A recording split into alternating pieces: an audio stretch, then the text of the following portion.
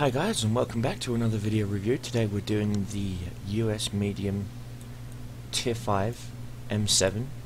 It's a Canadian tank made in the same factory as the Sherman Grizzly. This guy does have aftermarket skin, camouflages, I should say. It has the winter camouflage of 1944. It has the summer camouflage of 1943.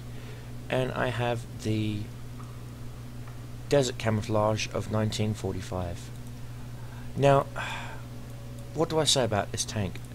I do have dang near everything unlocked. This is a Tier 4 British 6-pounder gun. This is what tells me this tank's Canadian. If you read the tank's description, I'll tell you. Medium tank M7 developed. This tank started in the spring of 1941. The construction of the experimental vehicle launched in January 1942 after first prototypes were completed. By January 43 the prototypes passed trials, but the vehicles never saw mass production, which means there are a few out there. So these are kind of like somewhat of the holy grails of tanks for tanks collectors. So if you are interested in actually collecting the actual real tank, there are some out there. Also, model kits wise, I believe there's a model kit company called Dragon Model Kits. They're based out of Japan. They actually are right now in talks with Wargaming about getting some of their 3D rendering models of tanks that they've got in the game and turning them into model kits and making a limited run of specific kits like the M7, like the T29, like the Tiger II, etc., etc. Even the Super Pershing, and I hope to golly God that they actually come out with a Super Pershing model kit, because I would snap that bad boy up in a heartbeat.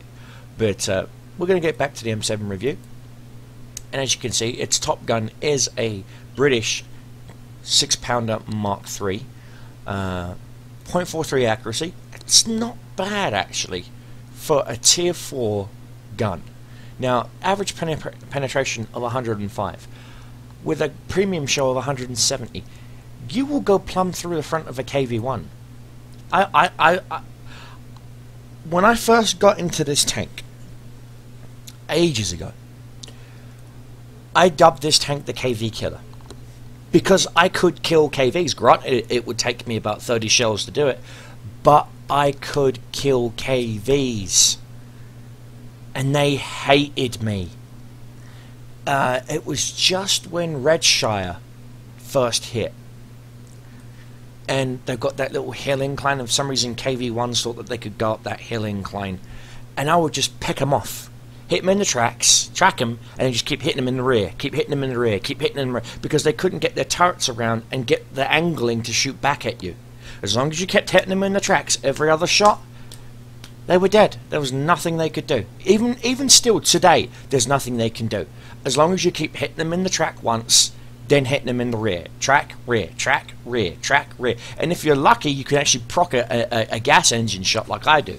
They hit their fire extinguisher, track, rear. Guess what? You've procced their engine again. They've got no fire extinguisher. I have killed so many KVs with this tank just with burning out their wrecks alone. It is funny as hell to see. It's funny as hell to do. They start raging and it's like, oh, come on. Cry more for daddy. Daddy needs more tears to drink. You know, and they just shut up. But as you can see, it gets a Tier 10 radio. This, I believe, is the very first tank that gets a Tier 10 radio that covers you all the way up to the T30, for crying out loud. All the way up to the T30 tank destroyer. So, hey, you're set for radios, right? Let's see. Tracks, of course, they're always one off for each individual tank, even though that's kind of hoo-hockey, because all the Shermans shared the same track design. A right Continental engine, again, is shared by a lot of tanks later on down the line, and even in the tank destroyer line, as you can see, the T49, M18 Hellcat, T69. So, you know, again, you're getting things that are going to be used by other tanks. Like right here, the 6-pounder is used by the T21 and the M7. It gets a very wide gun selection.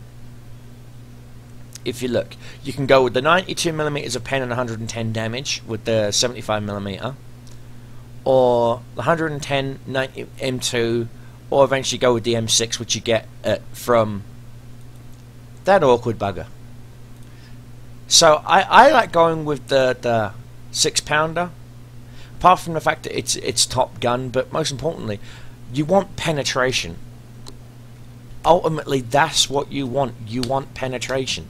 You don't want an iffy, oh, if I pen, I get to do 110 damage. I would rather get the guaranteed pen and do 75 damage than not pen at all and do nothing and waste my shot. You know, that's always how I've played the American mediums. Go with the tank the gun that's going to penetrate. Always go for the gun that's going to penetrate. Not necessarily the ammunition, but the gun. Because if you look, the next tier gun down, okay, the M3, that 75mm M3, with, you know, premium shells, it will pen 127mm. It will do better than the 6-pounder.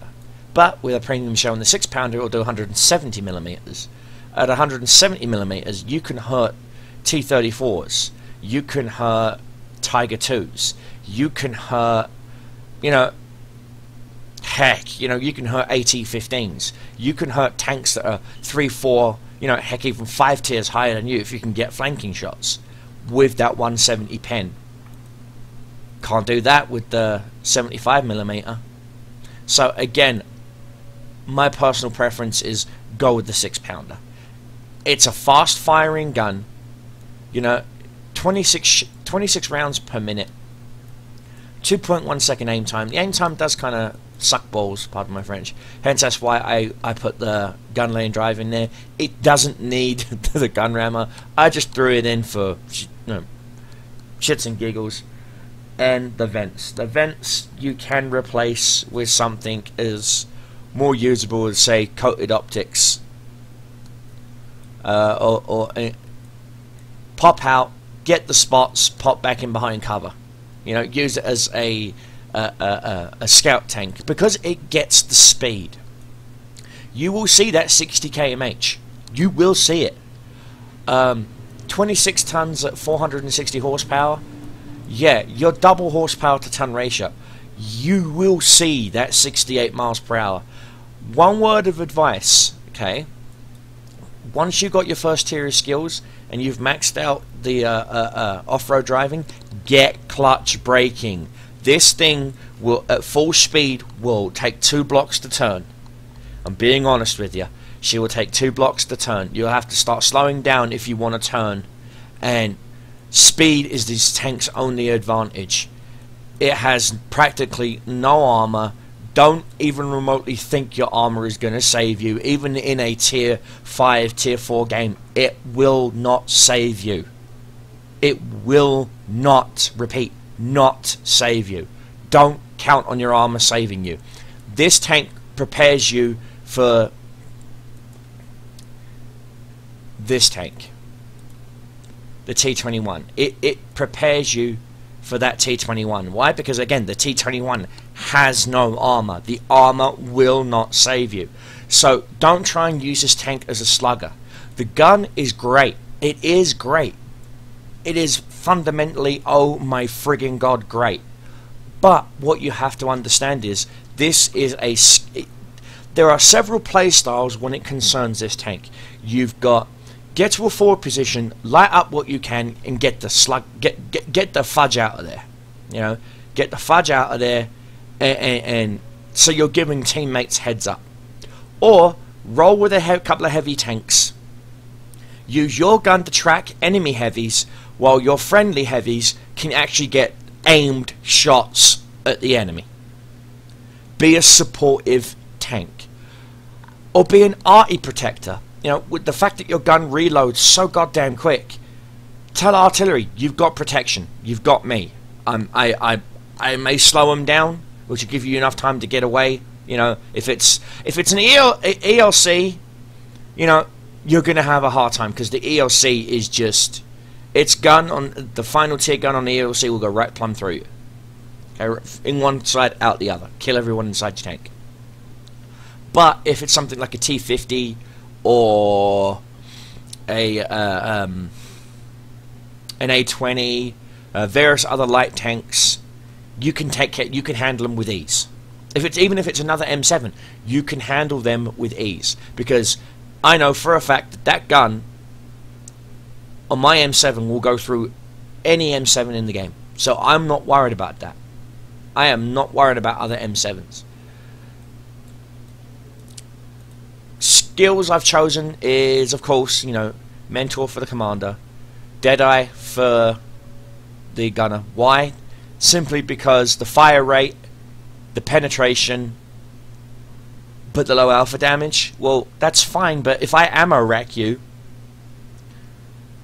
you know, if I damage your ammo rack, you're firing a whole lot less now. If I damage your engine, you're moving a whole lot less now. If I track you, my teammates have a chance of doing damage. If I kill your driver, your loader, your radio, your commander, that's why. It's about knocking out modules, not about killing the tank. Of course, you know, off-road driving, you want to keep your speed. Okay, you want to keep your speed. Radio guy, of course, situational awareness, because I want to keep my view range. I want to keep my view, I want to keep my speed. And then last but not least, adrenaline rush. You will get hit. You are a one-shot to a KV-1S. You will fight KV-1Ss in this thing, and you are a one-shot to it at 440 hit points. I've noticed that the random number generator on the KV-1S, on its big 122 gun, seems to be beep boop, point, shoot, one-shot kill. Beep boop, point, shoot, one-shot kill every time against my M7. I will be getting some gameplay footage in for you guys of the M7. It'll be on after this review, this garage view of the vehicle. I would go with something like the stronger suspension, camo net, coated optics or binocular telescope, and use it as a scout. You're a medium. You get good, I wouldn't say you get the best, but you get good camo rating. Once I've gotten through my first tier skills and into my second tier skills, I will be working on things like camouflage, repair, etc., etc., because I do plan on keeping this tank. I know I said I was thinking about selling it, but the old school player in me, that when I first got this tank, I hated this bloody tank. Same as the M26 Pershing. Each tank has its own level of learning curve. The Jumbo, if it wasn't a Sherman, it would be gone already. I'm keeping it simply because it's a Sherman. I have no intention of ever playing this tank ever again. Once his crew hit 100%, that's it. I'm not putting any skills into him, none whatsoever. It's just going to sit in my garage and look pretty. That's it. I have no intentions of using my Sherman Jumbo, none whatsoever. My Easy 8 I use simply because it's an Easy 8 and I love it. Love my Easy 8. I know a lot of people keep asking me, why do I have a picture of Marilyn Monroe? For some reason she looks like she's got the Joker's lipstick, and Captain America on this side, and a British flag and Betty on this side. I'll tell you, this is my protest tank. I am protesting wargaming. I am protesting them because they don't have a want to put in the Sherman Firefly. I have asked on the modding forums if there's a model swap they can do that will turn the Easy 8 Sherman into the Firefly with the extended rear turret and the big 17-pounder gun, simply because I want a Sherman Firefly. I don't care if it's the Easy 8. I want a Sherman Firefly. That is what I want. And so, American because it's a Sherman, British because it's a Firefly. Does that answer it for you now, guys? Good. And that's why. That's why my Sherman has, you know, Betty, because my grandmother's name is Elizabeth. Also, if you look on my, I believe, of course, because I've got, yeah, there it is. You can just barely make it out. Betty, there, Devastator there. This was a UN skin that for some reason that doesn't seem to work properly, so I'll be getting rid of. I'll be phasing that out later on today. I don't believe this one. Yeah, this one's only got Devastator. On this side, I plan on putting the Cobra logo. So yeah, M6. just a stock M6, no camouflage, no nothing. I do plan on putting camos on this because I do plan on keeping this for medium tank companies. Simply because I do like playing medium tank companies. They're fun, with the exception of when you get an enemy team and all it is KV-1Ss and grills. But now the grill's been nerfed and pushed up to tier 6. So yeah, it's still mostly KV-1Ss that dominate medium tank companies, which is horseshit, because that is the prime reason for why I keep saying that wargaming shows nothing but fan favoritism towards Soviet tanks. Take a look at medium tank companies.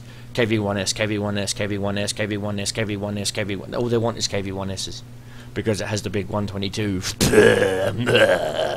And I know for a fact that there were several American tanks like this that were in prototype stages that mirrored themselves on the Soviets 122. And yet you won't ever see those in wargaming. No. You won't see the Showman Firefly in wargaming. No. Why? Well, let's just say because the Showman Firefly would be able to one-shot kill a KV-1S, a KV-1, a T-150, hell, even a KV-3. Why? Because it used to one-shot Tigers, King Tigers, Tiger 2s. Yes, one-shot them. But that's too OP. Really? That's too OP? Give me a fucking break.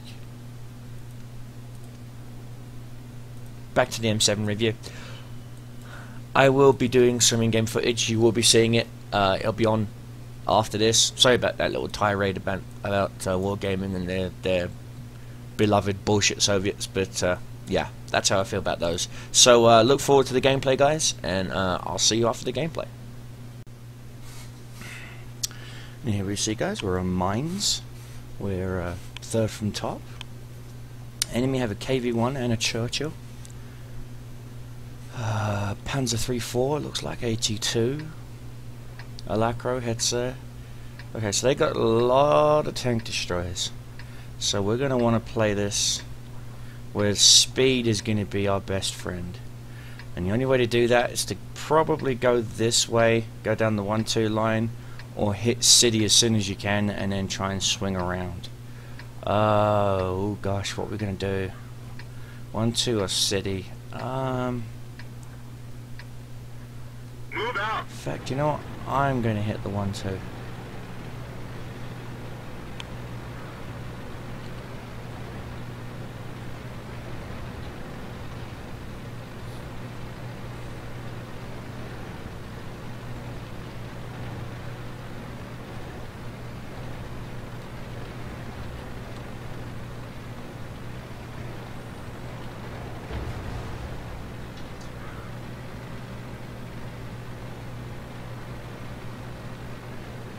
I'm not going to stop till I hit that island.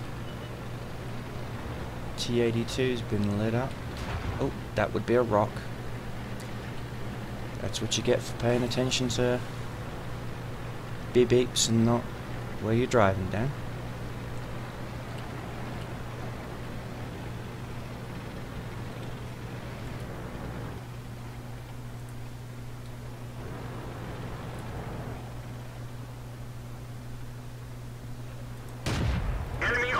Damaged. Penetration. Enemy armor is hit.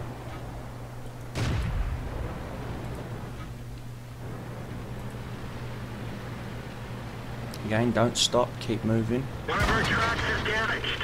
That was from the Su-85. Misses.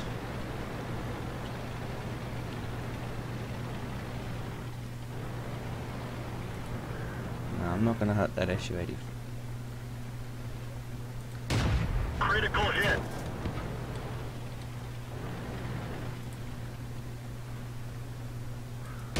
Enemy armor is damaged. Can nail Enemy armor him. is hit.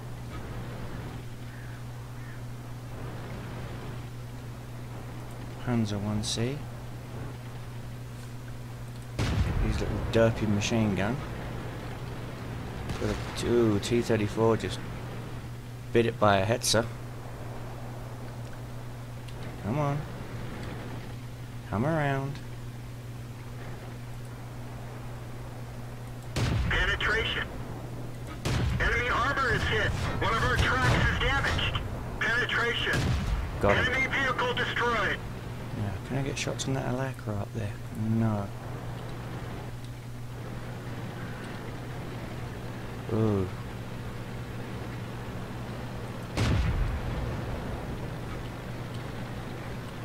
See, what we're doing is what we do best. Enemy armor is damaged. Track hit.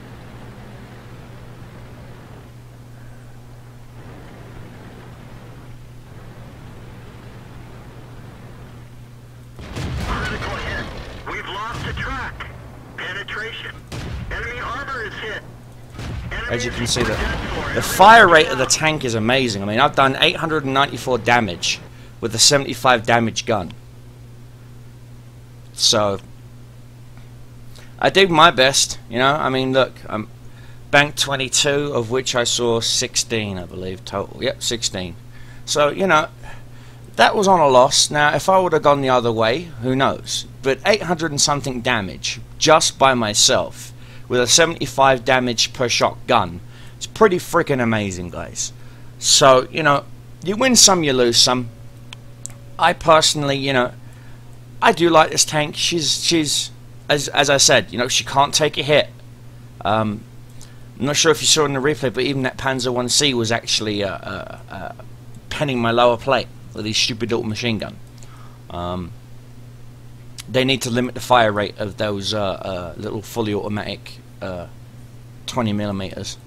But yeah, it's what can I say, guys? It's a fun tank. It's almost as fun as this little thing, the little Locust. Again, with the Locust, you're going to have to get clutch braking, because again, this thing takes 2 blocks to turn. So you're going to need to get the turn radius right, you know, as you're running down the highway. But all in all, the M7 is a fun tank if you know how to play it. Play it right and you'll have a blast. Play it wrong and you're ripping your hair out. And again, you know, as you saw in that video, I was jacking up that Panzer III, jacking up, you know, that Su-85, jacking up, destroyed that Panzer 1C. You know, I actually was hurting 4 or 5 tanks just by myself. Now, if you have a platoon of 3 of these things, platoon together, damn, the chaos you can cause would just be absolutely frigging hilarious. So I'm going to end this video here with a stay safe, keep your shells flying, keep your enemies dying, Cobra Commander.